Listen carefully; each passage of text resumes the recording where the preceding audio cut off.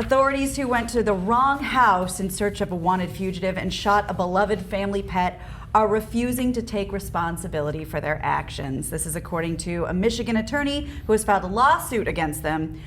Olson is, Chris Olson. He is representing Erica Moreno and Katti Putnam.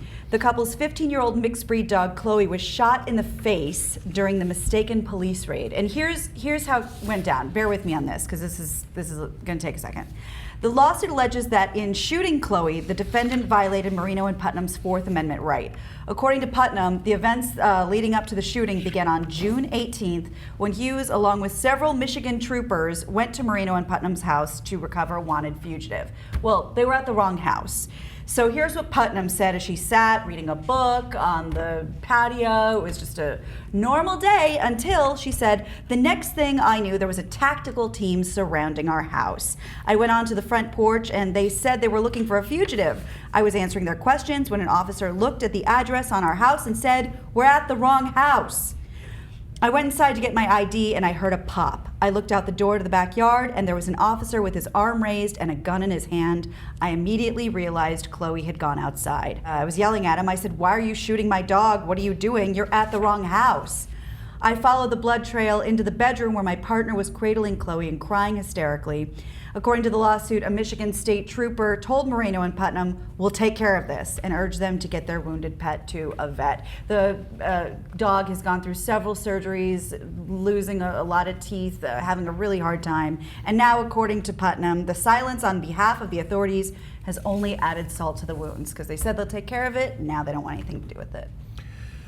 So, unfortunately, we cover a lot of stories where we have police-state violence in the country.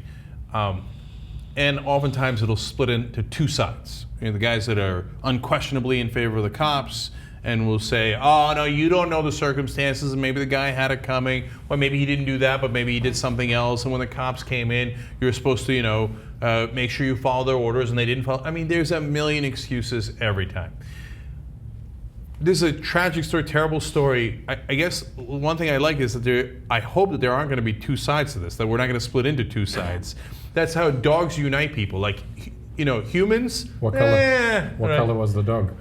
Well, you saw him there. He was. Yeah. He was a white dog. White as snow. Yeah. And people are prejudiced against black dogs. They don't get adopted as often. That's true. Is that a fact?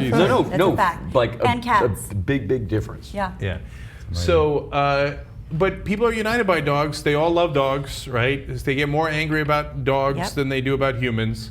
So good, maybe it'll wake people up to like, hey, maybe they should be a little bit more careful before they barge in and shoot everything, right? Including humans. Yeah, and they have it on record that the first thing the guy said was, "We'll take care of this." So they knew they were wrong, but now all of a sudden they don't know what they're talking about. See, that's, to me, the aftermath is maybe the most amazing part of this story.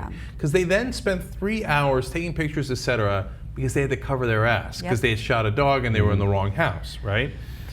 Meanwhile, remember that they had gone in to look for a fugitive. And they'd realized immediately, even before they shot the dog, another guy had realized that they were in the wrong house. They had the wrong address, right? But they didn't go to the right house to get the fugitive for 3 hours. Because apparently getting the fugitive wasn't that important, right? What was most important was, let's cover our ass. And when in the original encounter, the most important thing was we never take 1% risk or 0.5% risk. We shoot everything in sight as long as we don't endanger us. Right people, wrong people, dog, human, whatever, just shoot them, put them down, okay? So there's some chance that things are not as urgent as the cops tell you they are, right? That, we had to get the guy, we had to bust down your door, we had to shoot the dog. It turns out, no, you didn't, right? You had a couple hours to screw around with the dog first. But they never have to. I mean, you never have to barge and invade a house. I mean, aren't you supposed to knock on the door? "Hi, police, we have a warrant." I mean, at least you know if you have the right house then. It's when people are bursting in your house, especially if someone's armed, they're going to think that's a home invasion and shoot, which has happened before. Well, it happened this week, actually. There was a white guy in Georgia, and his car had been robbed, right? So then the cops, again, mistaken identity, think it's that house. They start coming towards the house. His wife wakes him up at 11 o'clock at night and says, oh my God, guys in black are coming towards the house with weapons. So he jumps up and grabs his gun, because everybody's got a gun in Georgia, right? And he goes downstairs. He's got the gun. Cops shoot him to death, right?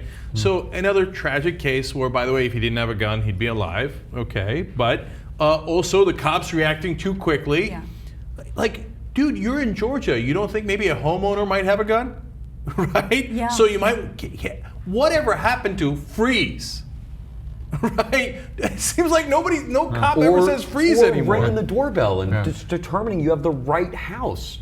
And I don't understand what the need is to burst in. I mean, okay, could they flush the drugs? Yes. So turn off the water. Yeah. And then ring the doorbell. Wait a second. Right? There's a lot of different ways to do it. That is literally the first time I personally have ever heard that suggestion. Really? Ever. Well, but you're, that's why they're No, they're going to destroy the evidence. It's going down the toilet. It makes perfect sense. I've never heard that before. Turn off the water. I would get rid of it up my nose. It's a lot cheaper. It's a lot cheaper. Well, you know what? Since you're going to do that and you told us now, better to go in guns blazing and shoot them first. Probably. And like you said, a person's going to want to protect their house. You don't think when the UPS guy drops off a package, a dog doesn't go crazy protecting its environment? What did he think was going to happen? A dog's going to come outside and start barking. That's what dogs do. And what happens after they shoot the dog? Do they sprinkle a dog with crack and put a Glock in its paw? No, they spent 3 hours taking pictures. Yeah. As it bled out. Yeah, because they got to make sure that they protect themselves above all, in that case, from litigation. But when unarmed black kids or guys are shot, gray area. Maybe this, maybe that, maybe it's a gray area. But you had a white business owner shot this week and a dog, so it might be time to get upset about this. Now we're paying attention. Right. Yeah. Yeah.